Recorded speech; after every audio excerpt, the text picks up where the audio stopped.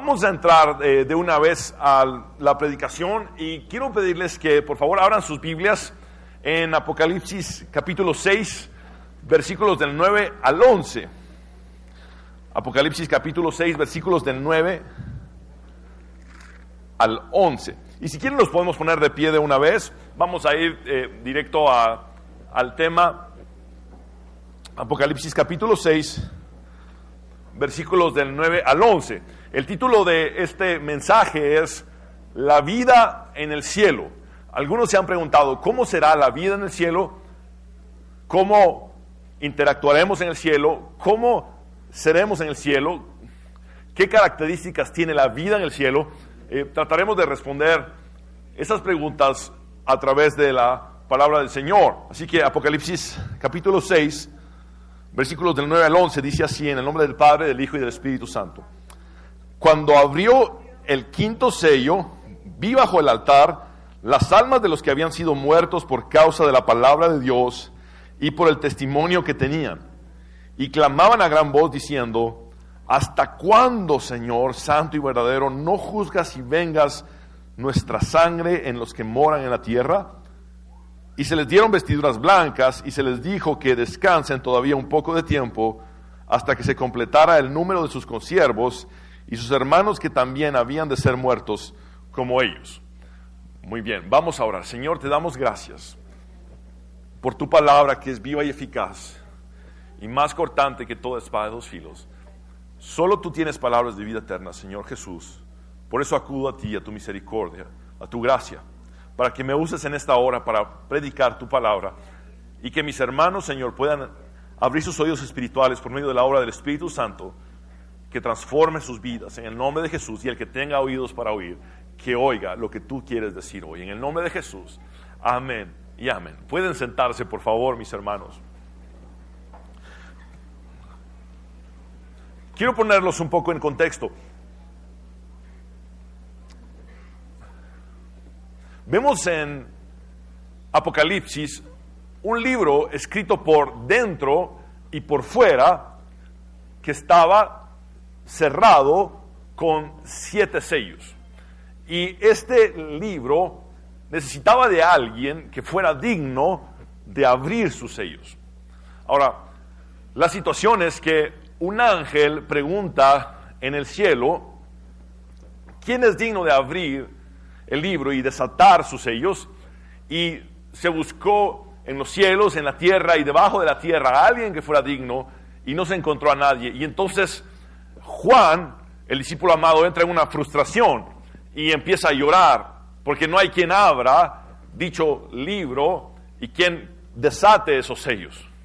Entonces uno de los ancianos se le acerca a Juan y le dice: Juan, no llores, porque el león de la tribu de Judá, la raíz de David, es digno de abrir el libro y desatar dichos sellos.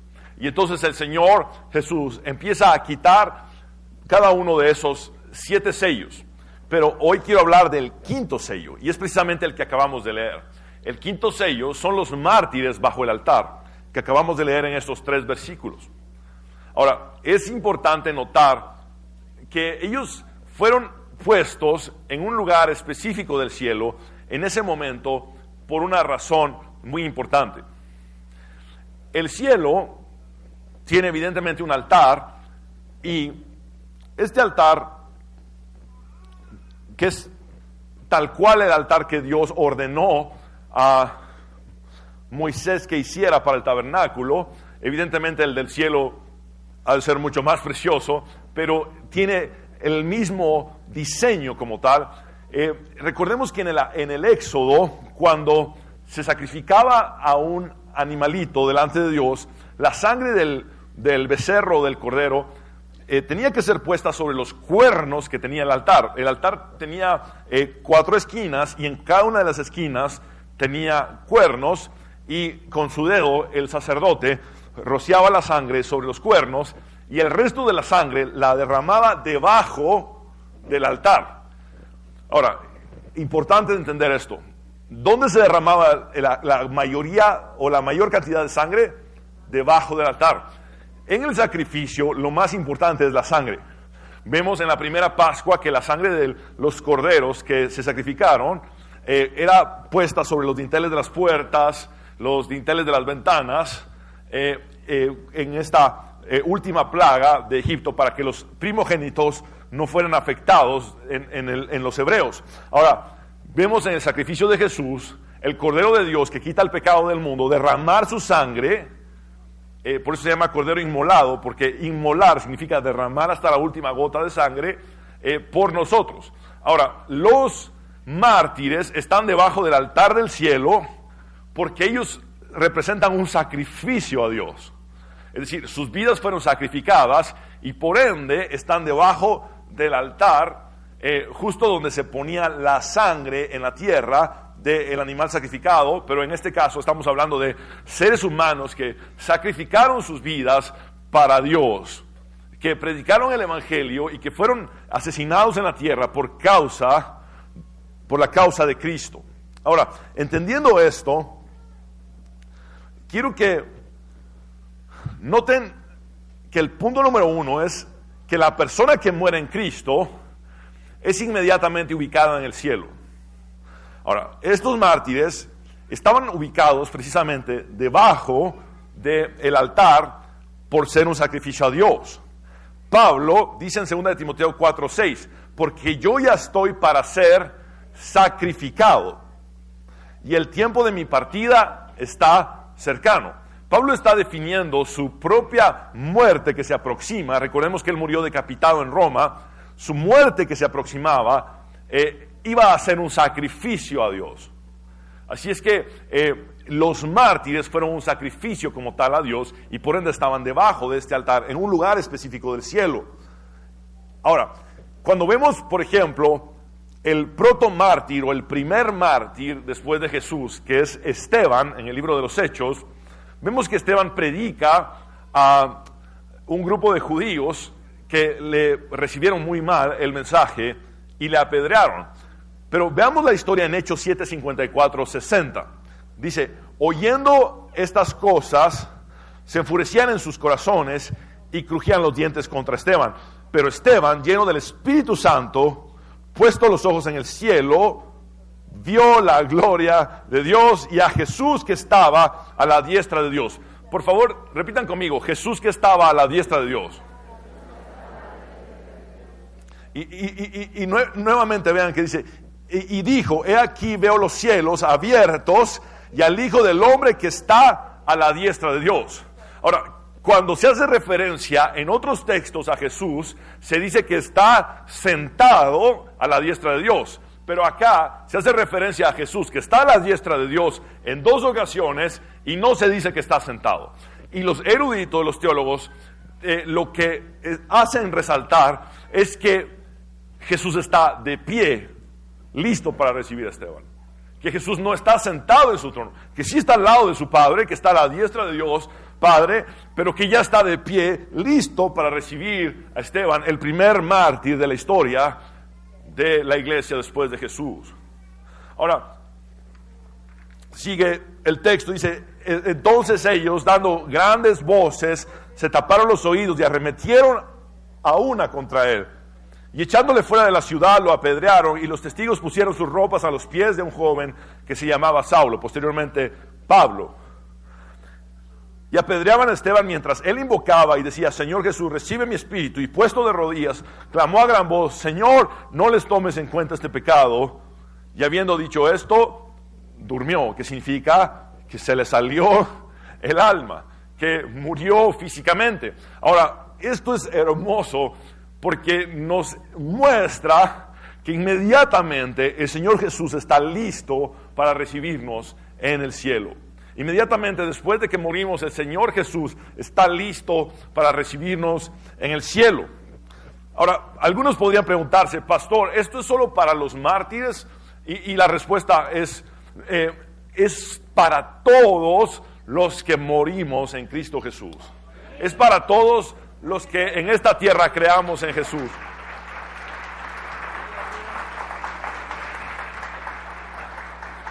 Si bien el relato es de los mártires en el texto base que estamos estudiando, Vemos también en todo el compendio de las Escrituras que no es exclusivo de los mártires, sino también tiene que ver con todos los que creemos en Jesús como nuestro Señor y Salvador.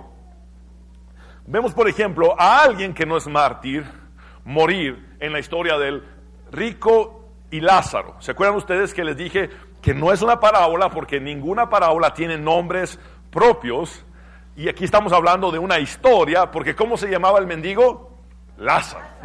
Entonces Jesús está relatando una historia y al hablarnos de este mendigo Lázaro, que no fue un mártir, nos habla de que fue puesto en un sitio de honor. Y recordemos que en el momento en que Lázaro muere, no había acceso al cielo porque Jesús no había muerto en la cruz, entonces fue ubicado en el seno de Abraham. Veamos en Lucas 16:22, dice: aconteció que murió el mendigo y fue llevado por los ángeles al seno de Abraham. Y por favor noten que fue llevado por ángeles.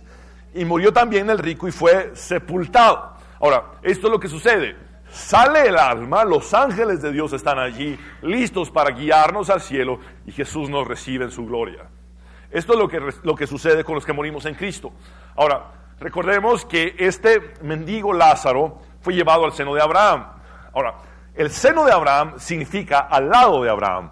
Eso es lo que significa. Fue llevado al lado de Abraham. Y para los judíos, estar al lado de Abraham era el máximo honor que podía existir. Quiero explicarles que la doctrina falsa de la prosperidad no es nueva en nuestro entorno, sino que existía desde los tiempos de los judíos. Los judíos decían: si alguien es pobre, tiene maldición; si alguien es rico, tiene bendición. Y en la historia del rico y Lázaro, ¿qué hace Jesús? Derribar ese mito.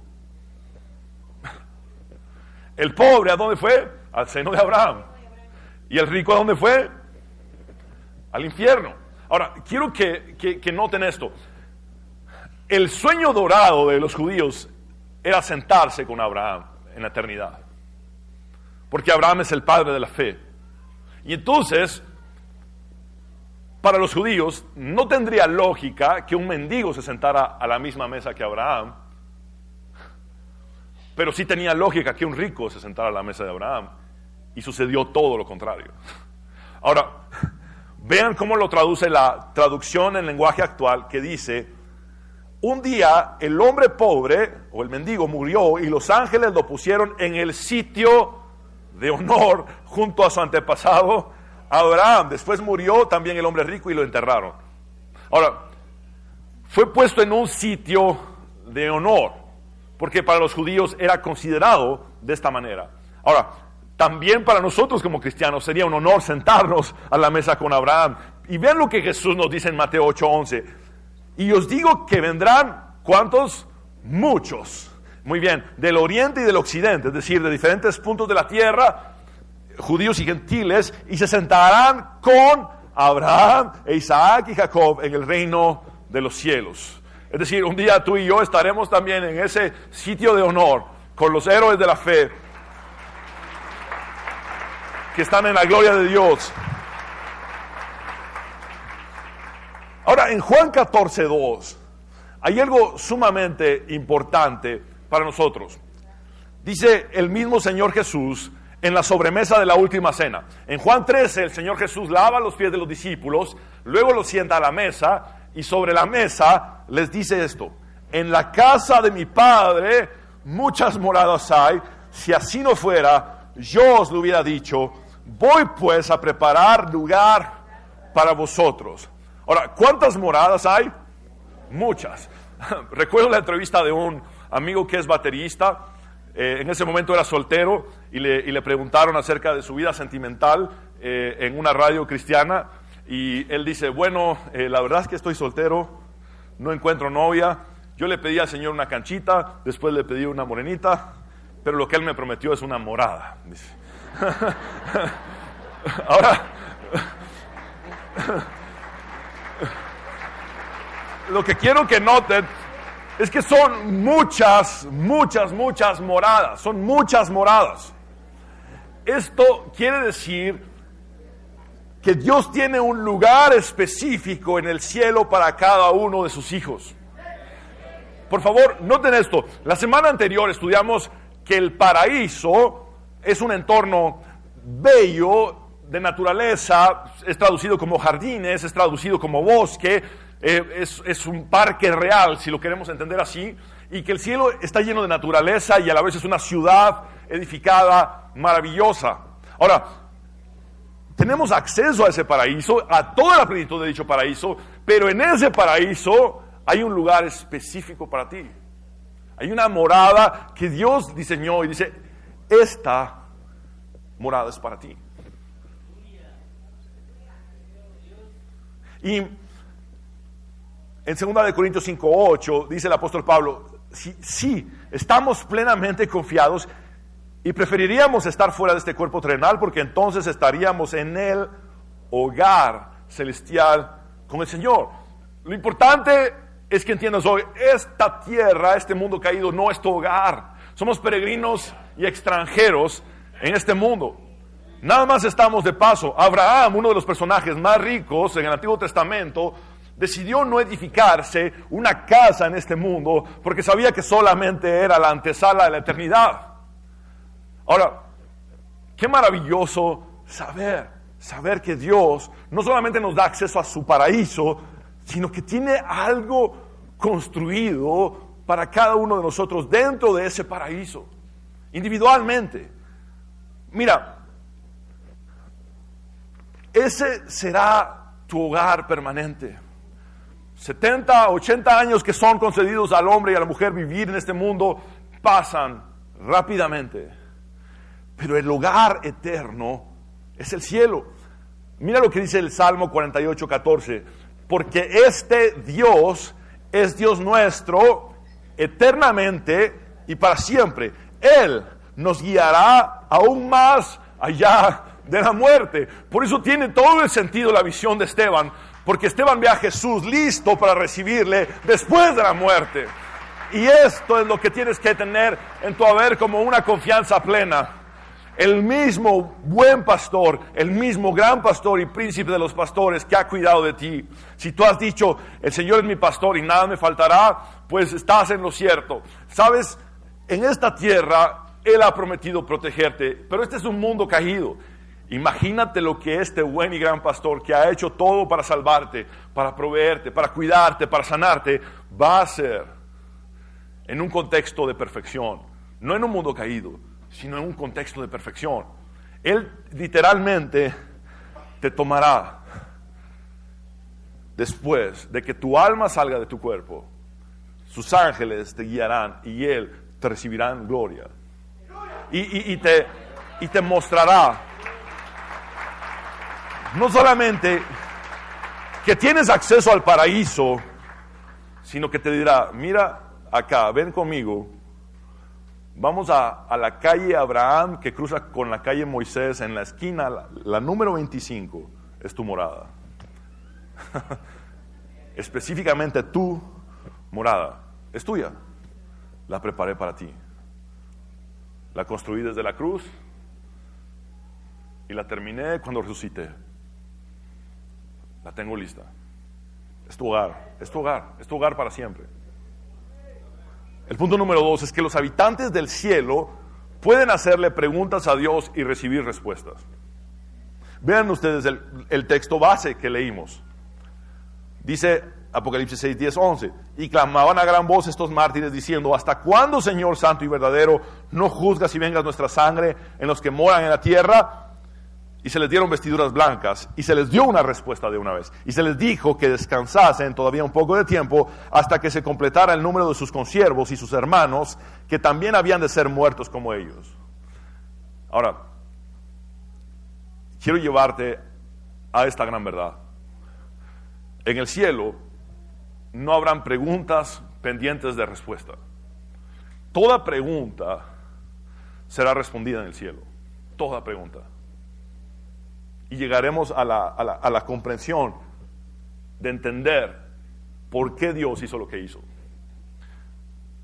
Alguien dijo que los primeros 100,000 años en el cielo se escuchará casi que solamente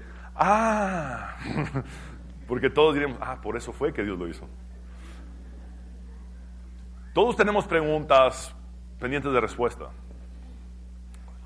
Mi cuñado Manuel, él pasó a la presencia del Señor en un accidente de carretera a los 39 años de edad, sirviéndole a Dios, viendo unas antenas para que más gente pudiera recibir la señal del canal 27 y revisando satélites, pero en esa ocasión fueron a ver una repetidora y en la carretera de Apetén, ahí el Señor permitió que hubiera un accidente y él muere una semana después. Y recuerdo que mi hermana Maya, viuda a los 39 años de edad, me dice, ¿por qué el Señor se lo llevó si era tan sano, tan joven, tan buen esposo? Nunca le subió la voz a mi hermana en 10 años de matrimonio. Nunca le subió la voz, ni siquiera. Un hombre de Dios completamente, útil en el reino. ¿Por qué Dios se lo lleva? Y yo le respondí a mi hermana, no tengo esa respuesta. Y probablemente no la voy a tener nunca en esta tierra. No me corresponde a mí el saber por qué. Me corresponde aceptar la voluntad de Dios. Y eso es lo que quiero decirte hoy. Deja de darle vueltas al asunto, porque nunca va a haber una respuesta aquí. La respuesta no está aquí, en este mundo caído. No le des más vueltas al asunto, porque Satanás puede usar una duda y empezar a tejer donde no tiene arte ni parte. No le des más vueltas y responde, no me corresponde a mí entenderlo, me corresponde aceptarlo, porque estoy en las manos de Dios.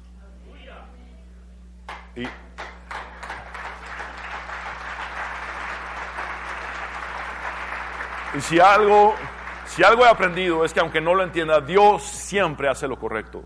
Dios siempre hace lo correcto. Así es que toda pregunta será respondida en el cielo y dirás, Dios tiene razón. Dios siempre tiene razón. Mira, otra cosa que vemos dentro de este texto es que tendremos emociones. Expresaremos nuestras emociones. Vean cómo clamaban estos mártires debajo del altar en Apocalipsis 6:10. Y clamaban a gran voz, diciendo, ¿hasta cuándo, Señor santo y verdadero, no juzgas y vengas nuestra sangre en los que moran en la tierra? Esto significa que las emociones seguirán vigentes en el cielo. Esto significa que las emociones serán expresadas en el cielo. Clamaremos a gran voz, reiremos. Estaremos en constante expresión de nuestras emociones. Ahora, en un sentido también de un contexto de perfección. Nuestras emociones no estarán a la deriva, nuestras emociones no estarán dominándonos en el sentido de cuando la gente sufre depresión y no logra controlar su emoción y llevarla a los pies de Cristo. Ese tipo de situaciones no se dará en el cielo, pero tendremos las emociones en un entorno de plenitud. Alguien que murió y experimentó una resucitación dice que la máxima felicidad que sintió en su vida, multiplicada a la n potencia, es lo que se siente en el cielo. La máxima alegría multiplicada a la n potencia. La máxima plenitud emocional la tendremos en el cielo. Pero aquí vemos incluso a los mártires con una emoción diciendo, Señor, ¿hasta cuándo vengarás nuestra sangre en la tierra? Es decir, tendremos emociones como tal, pero estas emociones siempre darán gloria a Dios, y estas emociones estarán en un contexto de perfección. Y recordemos que Dios manifiesta tener emociones durante toda la Biblia. Vemos a Dios entristecerse, vemos a Dios alegrarse, vemos a Dios llorar, vemos a Dios reír, vemos a Dios expresando sus emociones a través de todo el compendio de las Sagradas Escrituras. Y si nosotros hemos sido diseñados a su imagen y semejanza, también nosotros estamos diseñados para tener emociones. El problema es cuando esas emociones no son dominadas por nuestro espíritu. Ahora, ¿qué pasa? En el cielo seguiremos teniendo emociones. Ahora, y no solamente esto, las expresaremos. Otra cosa que aprendemos de este texto que estamos estudiando del quinto sello del Apocalipsis es que tendremos cuerpos en el cielo. En Apocalipsis 6:11 dice, y se les dieron vestiduras blancas a estos mártires. Muy bien, ¿usaremos ropa en el cielo? La respuesta es sí. Ahora, estas ropas blancas que tenían todos los mártires que estaban bajo el altar, no eran unitalla, ni eran como esas batas de rayos X que te ponen en el hospital que no se pueden cerrar bien por detrás.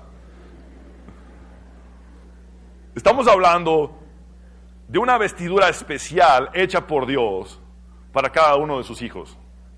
El blanco, en la palabra de Dios, tiene que ver con lo que es pureza y santidad, pero también en el entorno de Apocalipsis, cuando Jesús le da la recompensa a la iglesia de Sardis, dice que al que venciere le daría ropas blancas.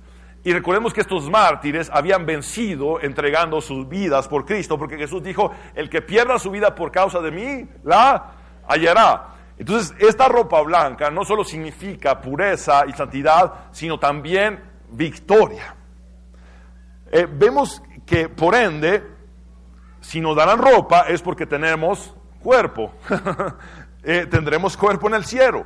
Ahora, en 1 Corintios 15:48, el apóstol Pablo dice, todos los que vivimos en esta tierra tenemos un cuerpo como el de Adán, que fue hecho de tierra o del polvo. Todos los que viven en el cielo tienen un cuerpo como el de Cristo. Ahora, en el cielo tenemos cuerpo.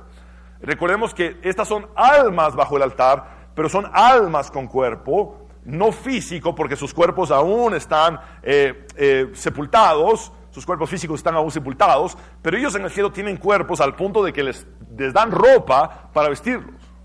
Es un cuerpo espiritual. Vean lo que dice 2 Corintios 5:2. Nos fatigamos en nuestro cuerpo actual y anhelamos ponernos nuestro cuerpo celestial como si fuera ropa nueva. El apóstol Pablo también dijo, este cuerpo físico se va desgastando con el paso del tiempo, pero el hombre interior se va renovando constantemente. Así es que en el cielo tendremos un cuerpo donde no sufriremos achaques, donde no sufriremos de diferentes situaciones y problemas, sino que tendremos un cuerpo perfecto, que funcionará a la perfección y será un cuerpo espiritual completamente teniendo nuestra esencia. Y esto es lo que quiero que entiendan. El apóstol Pablo, cuando es llevado al tercer cielo, al paraíso, dice, no sé si fue mi cuerpo o fuera de mi cuerpo, porque él no sintió una diferencia. Él seguía siendo el mismo. Vean lo que dice el texto. Hace 14 años fui llevado al tercer cielo, o fui llevado hasta el tercer cielo. Si fue en mi cuerpo o fuera de mi cuerpo, no lo sé. Solo Dios lo sabe. Es cierto, solo Dios sabe si estaba yo en mi cuerpo físico o fuera del cuerpo, pero sí sé que fui llevado al paraíso. ¿Y saben por qué no tenía forma de explicarlo? Porque él seguía siendo el mismo. No sé si tenía mi cuerpo o no lo tenía. Seguía sintiendo, seguía pensando, seguía escuchando, seguía viendo, seguía siendo yo, seguía siendo Pablo. Tú seguirás siendo tú mismo en el cielo. Seguirás siendo tú mismo, toda tu esencia en un cuerpo espiritual. Ahora, esto nos lleva a otras preguntas. Algunos pueden pensar, pastor, ¿qué idioma hablaremos en el cielo? Algunos dicen que hebreo.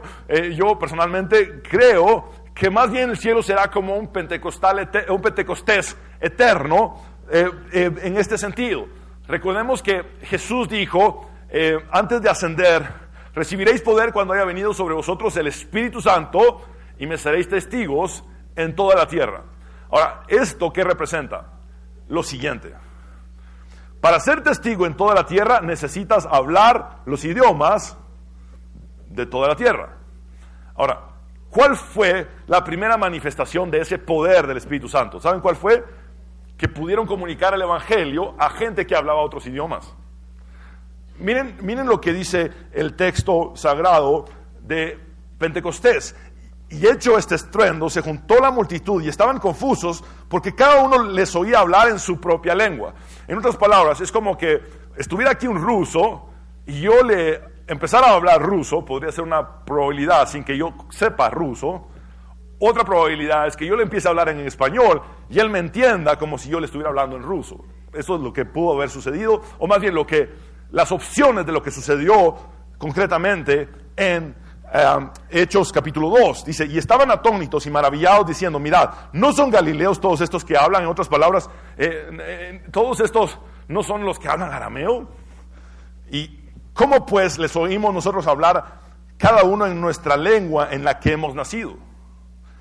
Partos, vean gente de tantos diferentes trasfondos, entendiendo en su lengua el mensaje de Dios a través de aquellos que habían recibido la llenura del Espíritu Santo. Partos, medos, elamitas, y los que habitamos en Mesopotamia, en Judea, en Capadocia, en el Ponto y en Asia, en Frigia, en Panfilia, en Egipto y en las regiones de África, más allá de Cirene, y romanos. Recordemos que los romanos tenían como idioma oficial el latín.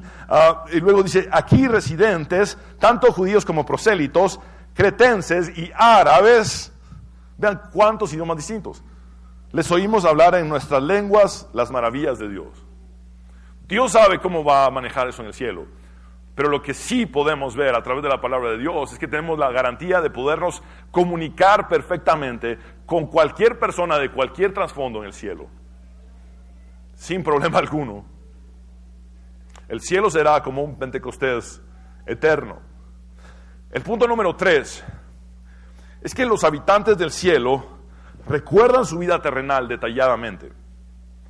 Veamos, en Apocalipsis 6, versículo 10, que los mártires clamaban a gran voz diciendo, ¿hasta cuándo, Señor santo y verdadero, no juzgas y vengas nuestra sangre en los que moran en la tierra? Muy bien, aquí nos damos cuenta de que los mártires recordaban en el cielo incluso el momento en que fueron asesinados.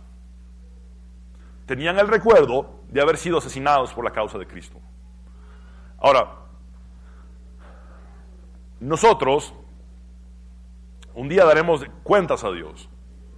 Está escrito en Hebreos que todos los hombres y mujeres debemos de morir una vez y después de esto el juicio. Y dice Romanos 14, 11, 12, está escrito, tan cierto como que yo vivo, dice el Señor, ante mí se doblará toda rodilla y toda lengua confesará a Dios. Así que cada uno de nosotros tendrá que dar cuenta de sí a Dios. Y esto es lo que personalmente pienso que sucederá en el cielo. Tendremos una memoria completamente lúcida, sin tomar ningún tipo de vitamina. Vean, cuando Dios nos pida cuentas y nos diga, en el año de 1980 y tantos, a tal hora, tú tal y tal cosa, no le vas a decir en el cielo, no me acuerdo, Señor. Todos tendremos una memoria lúcida en el cielo y recuerdos de nuestra vida en la tierra. Ahora, les tengo buenas noticias. Después de haber repasado toda tu vida y darte cuentas de ti mismo a Dios, el Señor dirá, déjame ver el cordero que fue sacrificado por ti. Y dirá, el cordero es perfecto. Y tú creíste en ese cordero. Entra en el gozo de tu Señor. Amén.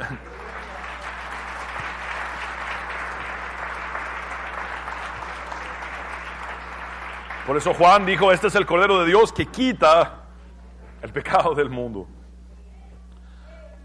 Ahora, los recuerdos en el infierno, vemos que son para condenación. Los recuerdos en el infierno son para remordimiento y para culpa. Los recuerdos en el cielo, lo que producirán en nosotros será gratitud y plenitud. Ahora, es interesante ver que el recuerdo de su asesinato para estos mártires seguía vigente. Y ese es un recuerdo que puede entenderse como negativo. El día en que me asesinaron. Y los mártires recuerdan eso. Pero ¿saben que la plenitud del cielo no es frágil? Eso es lo que quisiera que entendieran hoy. Podemos tener recuerdos de la tierra, pero la plenitud que viviremos en el cielo no es frágil. Y no va a depender de un recuerdo que venga a nuestra mente o a nuestra memoria.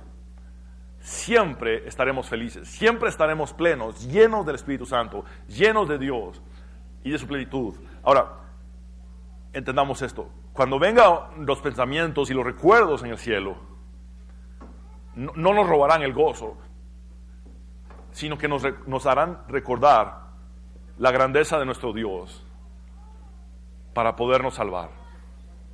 siempre que venga un recuerdo de esta tierra al cielo será: Jesús tiene la gloria por haberme salvado. Por ejemplo, estos mártires dieron sus vidas y recordaban el momento en que los asesinaron. Pero Jesús tiene la gloria porque yo he sido sacrificado para Él. Y cada recuerdo en el cielo, cada memoria en el cielo, será para la gloria de Dios. ¿Nos reconoceremos en el cielo? Es otra pregunta que puede surgir. Evidentemente, si tendremos cuerpos, nos reconoceremos, claro que sí.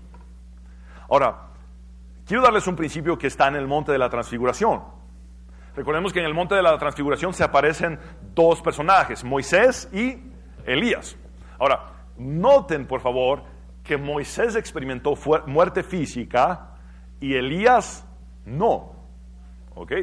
¿Estamos claros con ese principio? Moisés muere antes de llegar a la tierra prometida. Dios permite que él muera. Ahora, Elías es arrebatado al cielo en medio de un torbellino en una carroza de fuego y no experimenta muerte física. Pero los dos en el monte de la transfiguración fueron igual de reconocibles y los dos tenían cuerpo. Ahora, noten una cosa más. En el texto, en ningún momento Jesús dice: vení Pedro, Elías, Pedro, Moisés, Pedro. Mucho gusto. No, en ningún momento pasó eso.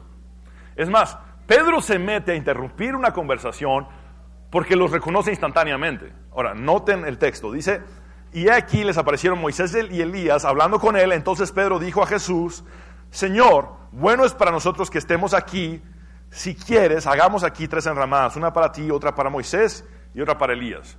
Vean que la comprensión de Pedro de quiénes eran estos personajes en este cuerpo transfigurado o glorificado, como querramos llamarle, es inmediata. No se los tienen que presentar. Él sabe: este es Moisés, este es Elías, solo con verlos.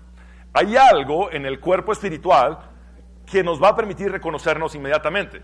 No vamos a tener que andar en el cielo diciendo: mira, Esteban, Carlitos, Juan, mira, Pedrito. No vamos a tener que andarnos presentando. Parece que vamos a tener esa cualidad de poder reconocerlos inmediatamente, y que cuando miremos a Abraham vamos a saber: este es Abraham.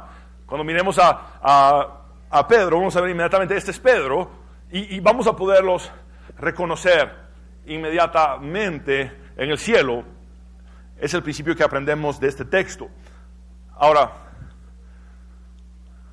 algunos se preguntan: ¿estaremos casados en el cielo? Algunos se lo preguntan con tranquilidad y otros se lo preguntan con ansiedad.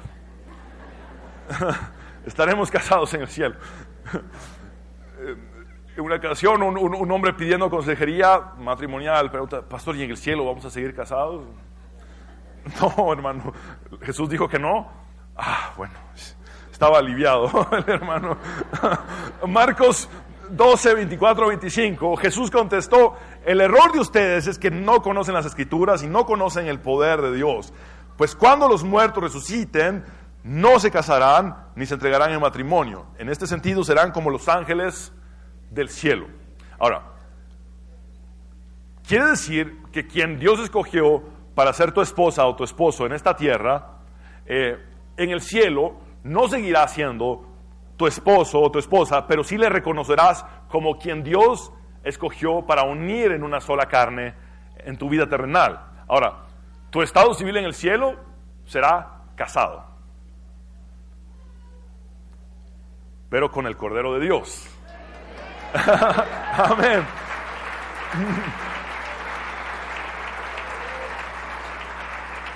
El punto número 4 es que los habitantes del cielo tienen acceso a información de lo que sucede en la tierra.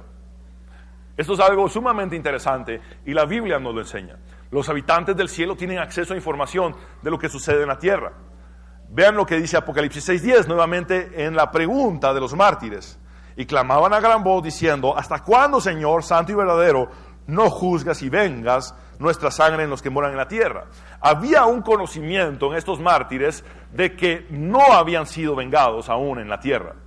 En otras palabras, estos mártires preguntan esto en el cielo porque ya estaba en su haber el conocimiento de que quienes les habían asesinado aún no habían sido castigados por Dios. Ahora, desde la fundación del mundo ha habido comunicación entre el cielo y la tierra, constantemente, desde la fundación del mundo, desde el Génesis, se nos sientan los parámetros de esta comunicación constante e ininterrumpida entre el cielo y la tierra. ¿Se acuerdan ustedes de la escalera de Jacob? Jacob duerme y Dios le da una visión en un sueño. Y vamos a leer el texto. Dice Génesis 28, 12, 13. Y soñó Jacob, y he aquí una escalera que estaba apoyada en tierra, y su extremo tocaba en el cielo, y he aquí ángeles de Dios que subían y descendían por ella. Y he aquí Jehová estaba en lo alto de ella, el cual dijo: yo soy Jehová, el Dios de Abraham tu padre, y el Dios de Isaac. La tierra en que estás acostado te la daré a ti y a tu descendencia. Por cierto, estaba acostado y había puesto de almohada unas piedras, Jacob, y Dios le da esa visión. Ahora, noten por favor, ángeles subiendo y bajando. Es una comunicación constante entre el cielo y la tierra. Sucesos de la tierra dictan sucesos del cielo y viceversa. Vean que el mismo Jesús dice en Mateo 10, 32, 33, a cualquiera pues que me confiese delante de los hombres, yo también le confesaré delante de mi Padre que está en los cielos. Es decir, cuando alguien confiesa a Cristo o proclama a Cristo en esta tierra, es también confesado o proclamado el nombre de esta persona delante de Dios Padre por Jesús en el cielo. Ahora, Jesús también da la contraparte, dice: y a cualquiera que me niegue delante de los hombres, yo también le negaré delante de mi Padre que está en los cielos. Los sucesos de la tierra afectan los sucesos del cielo. Hay una información en el cielo de lo que sucede en la tierra. Fulano de tal te ha confesado, Padre. Fulano de tal te ha negado, Padre. Se sabe en el cielo lo que sucede en la tierra. Ahora, algunos ya se preocuparon y están pensando: pastor, entonces quiere decir que me ven en todo momento los que están allá en el cielo. No sabemos hasta qué punto esa información está limitada, pero sí sabemos que hay información en el cielo de los sucesos en la tierra. Por ejemplo, Jesús nos da varias parábolas en Lucas capítulo 15. Y en la parábola de la oveja perdida, donde Él dice que hay que guardar las 99 por ir a buscar la que se perdió, cuando encuentra la oveja perdida, se hace una fiesta. Y vean lo que dice el texto: y al llegar a casa, reúne a sus amigos y vecinos, diciéndoles: gozaos conmigo, porque he encontrado mi oveja que se había perdido. Y vean lo que Jesús garantiza: os digo que así habrá más gozo en el cielo, por un pecador que se arrepintió. ¿En dónde? En la tierra, que por 99 justos que no necesitan de arrepentimiento. Y luego el Señor Jesús inmediatamente da la parábola de la moneda perdida, de una mujer que pierde una moneda y le da vuelta a toda su casa para poder encontrar la moneda perdida. Y al encontrarla, hay también una fiesta. Y cuando la encuentra, reúne a sus amigas y vecinas y les dice: alégrense conmigo, porque he encontrado la moneda que se me había perdido. Yo les digo a ustedes que el mismo gozo hay delante de los ángeles de Dios en el cielo por un pecador que se arrepiente. La semana pasada atendí a una jovencita que sufrió algo sumamente difícil. Siendo hija única, se metió al mar con sus padres, con su papá y su mamá, y los tres se ahogaron. Ella fue rescatada y experimentó una resucitación, pero sus padres murieron, ambos, en aquel momento. Y ella aceptó al Señor en esta iglesia un año después de la pérdida de sus padres. Su padre había tenido conocimiento de Cristo y ella no había tomado una decisión por venir a los pies de Cristo. Un año más tarde, en este lugar, en esta iglesia, recientemente entregó su vida a Jesús. Pero seguramente pensamientos como: mi padre se fue sin saber que yo entregué mi vida a Cristo. Ojalá mi papá se enterara de que me entregué a Cristo. Y mientras estábamos orando, el Señor empezó a hablar a mi corazón y me dijo: decirle que su papá sabe. ¿Pero cómo, Señor? Decirle que estuvo en la fiesta. Y le dije, mira, por lo general cuando se pierde un ser querido se piensa en el hubiera todo el tiempo. Hubiera aceptado a Cristo para que Él se enterara en la tierra, pero tu papá se enteró. Un día en el cielo empezó una fiesta y le dijeron, esta fiesta es por tu hija, que hoy vino arrepentida a los pies de Jesús. Y los ángeles en el cielo se regocijaron, y los habitantes del cielo se regocijaron por una pecadora arrepentida. Hay comunicación en el cielo con los sucesos de esta tierra. De hecho, vemos que Abraham, en la historia del rico y Lázaro, conocía detalles de la vida del rico y de la vida de Lázaro. Vean lo que dice Abraham en Lucas 16:25. Pero Abraham le dijo, hijo, acuérdate que recibiste tus bienes en tu vida y Lázaro también males, pero ahora este es consolado aquí y tú atormentado. Abraham tenía en su haber información de la vida de ellos, aun cuando ellos fueron posteriores a Abraham. Y hay un concepto en la palabra de Dios que es maravilloso. La Reina Valera lo expone como la grande nube de testigos en Hebreos capítulo 12. Repitan conmigo, la grande nube de testigos, por favor. Y quiero explicarles muy bien a qué se refiere la palabra de Dios con esto. Hebreos 11:39 y 12 en su primer versículo, en la NBI, dice, aunque todos obtuvieron un testimonio favorable mediante la fe, se refiere a todos los héroes de la fe, ninguno de ellos vio el cumplimiento de la promesa. Esto sucedió para que ellos no llegaran a la meta sin nosotros. Por favor, repitan conmigo, meta.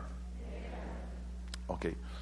Ellos no llegaron a la meta porque faltábamos nosotros por correr, pues Dios nos había preparado algo mejor.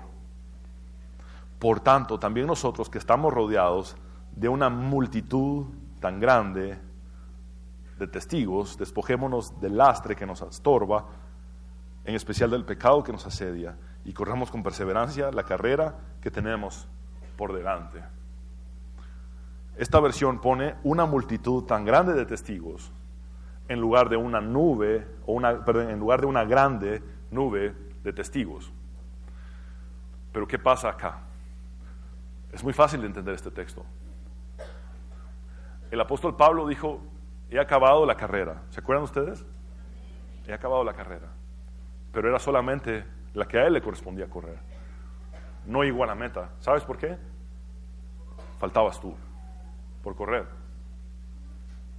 La misma estafeta que estuvo en las manos de Abraham, la misma estafeta que estuvo en las manos de Isaac, de Jacob, de Moisés, de David, de Pedro, de Pablo, está hoy en nuestras manos. Y es la misma carrera. Es la misma carrera la que nosotros corremos. Pero ¿saben? Ellos tienen acceso a saber cómo va la carrera, porque ellos la corrieron antes. Esa es la grande nube de testigos. Esa es la gran multitud de testigos. Son aquellos que observan cómo continúa la carrera que ellos un día corrieron. Y tienen acceso desde el cielo a saber cómo tú y yo corremos. Hay información en el cielo de lo que sucede en la tierra. Y cuando estaba concluyendo este sermón o la preparación de este mensaje, me di cuenta de que estaba estudiando mucho acerca de cómo es el cielo. Vimos detalles del paraíso, que tendrá bosques, sonidos, grandes historias. Hemos visto detalles de cómo será la vida en el cielo, pero el Señor me llevó a lo más importante del cielo. Y lo más importante del cielo es lo siguiente: ¿Recuerdan ustedes que Moisés le dijo a Dios, muéstrame tu gloria? ¿Se acuerdan de esto? Muéstrame tu gloria. Y Dios le dijo, si te muestro toda mi gloria, te vas a morir. Hay un efecto secundario si ves mi rostro, y es que tenés que morir, porque ningún hombre puede ver mi rostro y seguir con vida en esta tierra. Y entonces todo lo que he estudiado para esta serie, como se sale el alma del cuerpo, estar ausentes de este cuerpo es estar presentes con el Señor, y entendí, solo hemos visto la gloria de Dios parcialmente, solamente la hemos visto parcialmente hasta el día de hoy. Y por una buena razón Pablo dijo, para mí el morir es ganancia, porque pasaré de conocer a Dios parcialmente a verlo tal como Él es. Y en 1 Corintios 13:12 dice el apóstol Pablo, ahora conocemos a Dios de manera no muy clara. Es decir, no podemos ver su rostro. Si lo vemos, morimos, porque estamos en este cuerpo terrenal. Como cuando vemos nuestra imagen reflejada en un espejo a oscuras. Pero cuando todo sea perfecto, por favor repitan conmigo, cuando todo sea perfecto, veremos a Dios, vean cómo, cara a cara. Moisés, me has pedido ver mi gloria, no puedes todavía, porque estás en ese cuerpo terrenal. Pero un día, cuando abandones ese cuerpo terrenal, me verás tal cual soy. Ahora, dice el apóstol Pablo, ahora lo conozco de manera imperfecta. Conoce a Dios de una manera imperfecta simplemente porque no puede verle completamente. Pero cuando todo sea perfecto, nuevamente por favor digan conmigo, cuando todo sea perfecto, podré conocerlo como Él me conoce a mí. Te digo, ¿cómo Él te conoce a ti? Tiene contados tus cabellos, tiene contadas tus lágrimas. Te conoce por completo, y eso será lo mejor del cielo. Conocer a nuestro Señor completamente, ver su rostro, verle cara a cara. Saben ustedes que Juan era un viejito. De hecho, Juan fue el más joven de los 12 apóstoles, y se considera que cuando Jesús muere, Juan estaba en sus 20s. Y Juan muere de viejo, es el único que muere de viejo. El ministerio de Juan duró 80 años, para que tengan una idea. El ministerio de Juan duró 80 años, fácilmente. Ahora, Juan escribe, ya siendo un viejito, en primera de Juan 3:2, dice, le veremos tal como Él es. Juan estaría probablemente en sus 90s cuando escribe esa carta. Y 6 años más tarde, él vio a Jesús tal como Jesús es. Aproximadamente a la edad de 100 años, Juan escribe en Apocalipsis 1:17-18, cuando le vi, caí como muerto a sus pies, y Él puso su diestra sobre mí, diciéndome, no temas, yo soy el primero y el último, y el que vivo y estuve muerto, mas he aquí que vivo por los siglos de los siglos. Amén. Y ahí está otra expresión de gozo en el mismo Jesús, diciendo amén. Y tengo las llaves de la muerte y el Hades. ¿Sabes? Para Juan ese fue un reencuentro, y cayó como muerto a sus pies. Tenía 80 años de no ver a Jesús, y lo vuelve a ver en el cielo, y allí él cae como muerto a sus pies. Ahora,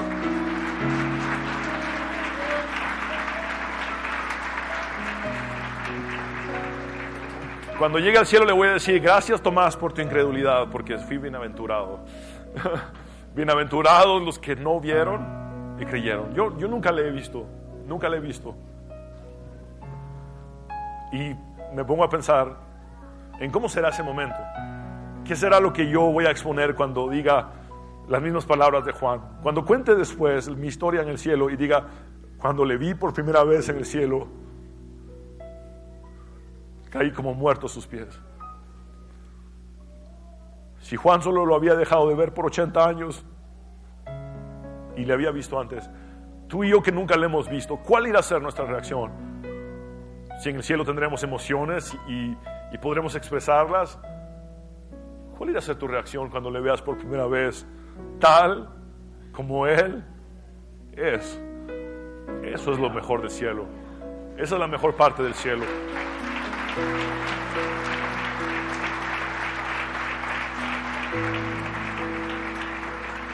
El cielo es un lugar de adoración constante e ininterrumpida a Dios. Quiero invitarte a que te pongas de pie un momento, por favor. Vamos a orar.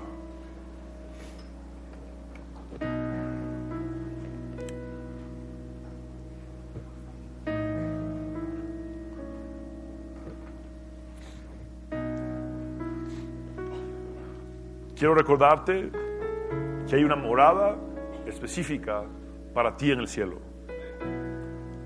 construida por Dios. No solo tendrás acceso al paraíso, en el paraíso existe una morada que tiene tu nombre y está lista. Quiero recordarte que todas las preguntas pendientes de respuesta van a ser respondidas en el cielo. Pero también quiero recordarte que no serán respondidas en esta tierra. Así que no le des más vueltas al asunto. No te corresponde entenderlo, te corresponde aceptarlo. Dios es soberano y cuando llegues al cielo Dios te dirá: fue por esto, hijo, fue por esto, hija. Y al fin lo vas a entender. Lo siguiente es que tendremos emociones en el cielo, seguirás siendo tú. No sabrás si estás en tu cuerpo físico o fuera de tu cuerpo físico. Si Pablo, el mejor teólogo de la historia, no lo supo, menos nosotros. ¿Y por qué? Porque seguirás siendo tú.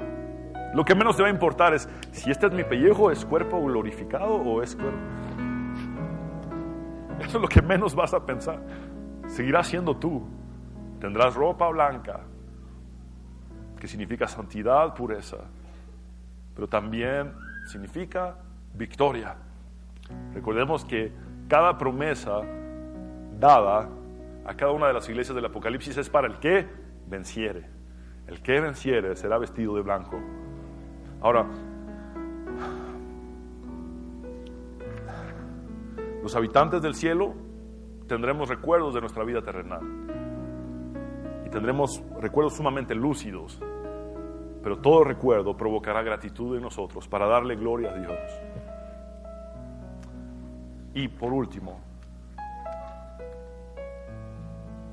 recuerda que de alguna manera Dios permite que las personas que están en este momento en el cielo tengan acceso a la información de lo que sucede en la tierra.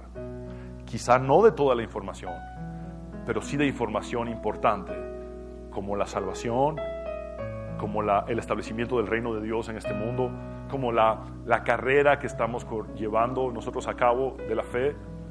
Ellos tienen acceso a esa información.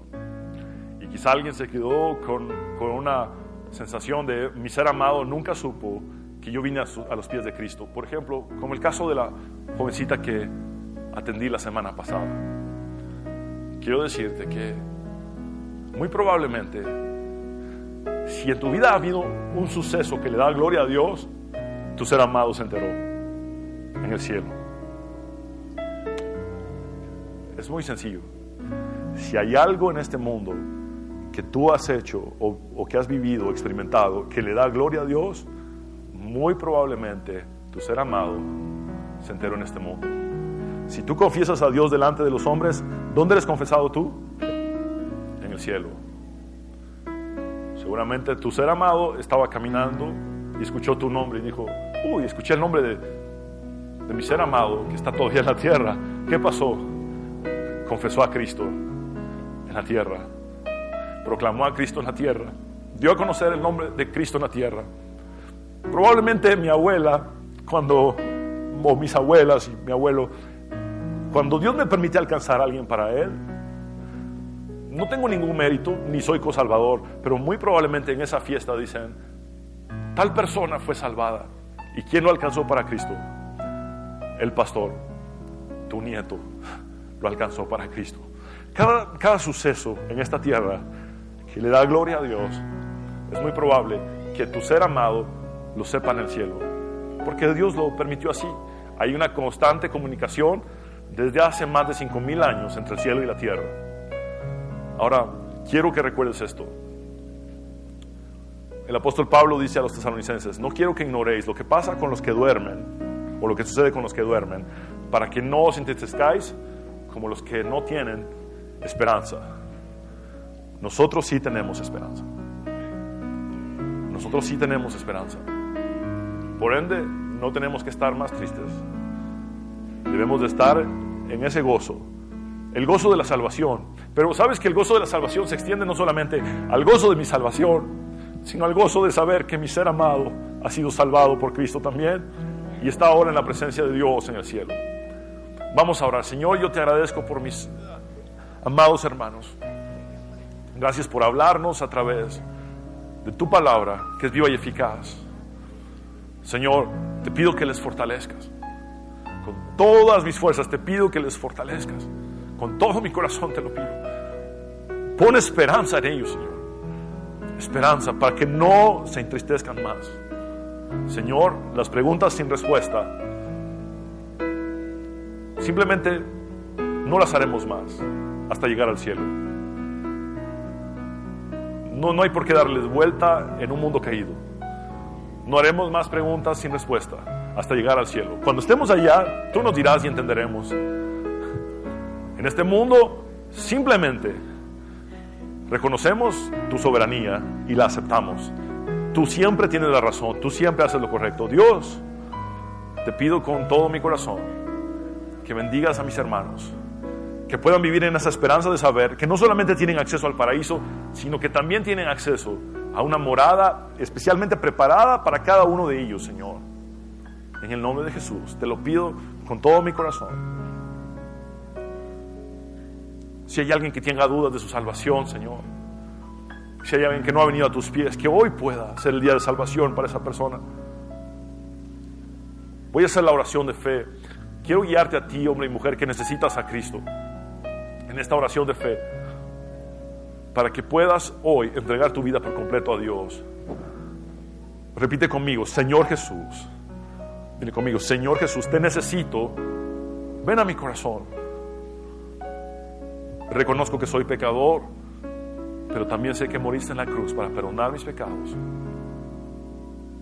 y que resucitaste al tercer día para darme la victoria y la vida eterna. Me rindo a ti, Jesús. Dame acceso a tu paraíso y dame una morada en el cielo para estar contigo eternamente. En tu nombre, Jesús, hemos orado. Amén.